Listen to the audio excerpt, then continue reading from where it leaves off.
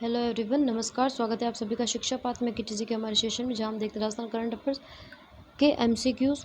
जो सुबह वाला सेशन होता है उस पर आधारित एमसीक्यूज़ हमारे इस सेशन में देखेंगे। आज 18 जुलाई 2026 से स्टार्ट करते हैं हमारे आज के एमसीक्यूज़। फर्स्ट क्वेश्चन है, अमृत भारत स्टेशन योजना के संदर्भ में निम्नलिखित कथनों पर विचार कीजिए। फर्स्ट स्टेटमेंट है, प्रधानमंत्री नरेंद्र मोदी ने पंजाब के जालंधर से देश के 75 पुनर्विकसित अमृत भारत स्टेशनों का लोकार्पण किया है। 20 राज्यों में स्थित 75 पुनर्विकसित अमृत भारत स्टेशनों का लोकार्पण किया है। सेकंड स्टेटमेंट है, इन 75 अमृत भारत स्टेशनों में राजस्थान के 8 अमृत स्टेशन शामिल है। मुख्यमंत्री नागौर के घोटन रेलवे स्टेशन से इस कार्यक्रम से जुड़े। तो हमारा सही आंसर होगा, दोनों ही स्टेटमेंट हमारे बिल्कुल करेक्ट है, सी। नेक्स्ट सेकंड क्वेश्चन हमारा रहेगा, हाल में प्रधानमंत्री जी द्वारा देश को समर्पित किए गए राजस्थान के 8 अमृत भारत स्टेशनों की सूची में कौन सा स्टेशन शामिल नहीं है।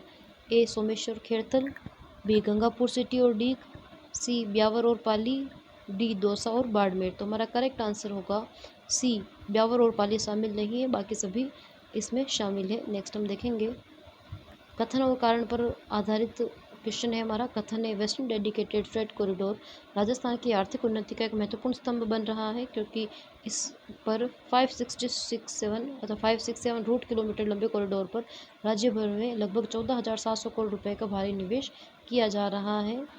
दोनों ही स्टेटमेंट हमारे बिल्कुल करेक्ट है और आर की सही व्याख्या करता है, तो जिससे हमारा सही आंसर होगा ए। नेक्स्ट क्वेश्चन हमारा रहेगा, फोर्थ क्वेश्चन, पचपदरा रिफाइनरी को वैल्यू एडेड टैक्स से छूट देने के हेतु Rajasthan value added tax act 2003 के शेड्यूल में कौन सा स्थान नंबर पर शामिल किया गया है। जो Rajasthan value added tax act 2003 में उन को शामिल किया गया है जिसमें टैक्स में छूट दी जा रही है, उसमें पंचपदरा रिफाइनरी को कौन से नंबर पर शामिल किया गया है। ए 20वें नंबर पर, बी 22वें नंबर पर, सी 25वें नंबर पर, डी 30वें नंबर पर। तो हमारा करेक्ट आंसर होगा सी, 25वें नंबर पर उसे शामिल किया गया है।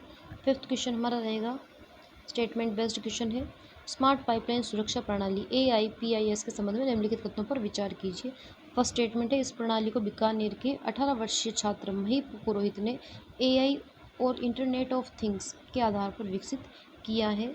सेकेंड स्टेटमेंट है, भारत सरकार के पेटेंट महानियंत्रक कार्यालय ने इस तकनीक को 20 वर्षों के लिए पेटेंट प्रदान किया है। मही पुरोहित को पेटेंट दिया है 20 वर्षों के लिए इस तकनीक के लिए। दोनों ही स्टेटमेंट हमारे बिल्कुल करेक्ट है, हमारा सही आंसर होगा सी। सिक्स्थ क्वेश्चन हमारा रहेगा, जल जीवन मिशन के तहत राज्य सरकार 15 अगस्त तक देश के कितने ग्रामों में चरणबद्ध तरीके से जल अर्पण कार्यक्रम आयोजित करेगी। जल अर्पण कार्यक्रम कितने ग्राम पंचायतों में आयोजित किए जाएंगे। ए 1000 गाँव में, बी 1500 गाँव में, सी 2500 गाँव में, डी 3500 गाँव। तो हमारा करेक्ट आंसर होगा सी, 2500 गाँव में जल जीवन मिशन के तहत जल अर्पण कार्यक्रम किए जाएंगे, जिसमें जल जीवन मिशन की जो सारी जिम्मेदारी है ग्राम पंचायत व स्थानीय प्रशासन को दी जाएगी। सेवंथ क्वेश्चन हमारा रहेगा, नीति आयोग की निवेश अनुकूलता सूचकांक IFI रिपोर्ट में कौन सा सत्य है। फर्स्ट स्टेटमेंट है, निवेश में आसानी के मामले में गुजरात पहले स्थान पर है और महाराष्ट्र दूसरे स्थान पर है। सेकंड स्टेटमेंट है, इस सूचकांक में राजस्थान देश भर में 10वें पायदान पर है। थर्ड स्टेटमेंट है, राजस्थान नियामकीय सुगमता रेगुलेटरी इज में देश में दूसरे स्थान पर रहा है।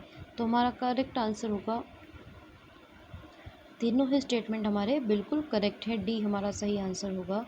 नेक्स्ट क्वेश्चन हमारा रहेगा, हाल ही में केंद्र सरकार द्वारा 1 जुलाई से मनरेगा के स्थान पर शुरू किए गए VBG रामजी विकसित भारत गारंटी फॉर रोजगार एंड आजीविका मिशन में राजस्थान का देश में कौन सा स्थान है। राजस्थान का देश में केरल के बाद दूसरा स्थान है। नेक्स्ट क्वेश्चन हमारा रहेगा, नाइन्थ क्वेश्चन, कथन और कारण पर आधारित है। चित्तौड़गढ़ दुर्ग में पर्यटकों के लिए रोपवे का नया मार्ग गांधीनगर के बजाय खामका बालाजी से लाखोटा बारी तक तय किया गया है, क्योंकि कारण आ रहे गांधीनगर से प्रस्तावित पुराने मार्ग पर बायोलॉजिकल पार्क के लिए भूमि आरक्षित होने के कारण वन्य जीवों और पर्यावरण की सुरक्षा का मुद्दा था। तो हमारे दोनों ही स्टेटमेंट बिल्कुल करेक्ट है, आर की सही व्याख्या करता है, हमारा सही आंसर होगा ए। नेक्स्ट क्वेश्चन हमारा 10th क्वेश्चन रहेगा, भारतीय विमान प्राधिकरण एयरपोर्ट अथॉरिटी ऑफ इंडिया के कस्टमर सेटिस्फेक्शन सर्वे में उदयपुर को पीछे छोड़कर राजस्थान का कौन सा एयरपोर्ट सर्वश्रेष्ठ प्रदर्शन करने वाला एयरपोर्ट बन गया है। तो कस्टमर सेटिस्फेक्शन में उदयपुर को पीछे छोड़कर जोधपुर एयरपोर्ट सर्वश्रेष्ठ एयरपोर्ट बन गया है सर्वश्रेष्ठ प्रदर्शन करने वाला। लास्ट क्वेश्चन हमारा रहेगा 11th question, Swami Vivekananda scholarship for academic excellence योजना के संबंध में कौन सा कथन असत्य है? फर्स्ट, यह योजना पूर्व में संचालित Rajiv Gandhi scholarship for academic excellence का परिवर्तित नाम है। सेकंड स्टेटमेंट है, इसके तहत विदेश में अध्ययन की सीटों को घटाकर 100 कर दिया गया है और जबकि स्वदेशी प्रतिष्ठित संस्थानों की सीटें बढ़ाकर 600 कर दी गई है।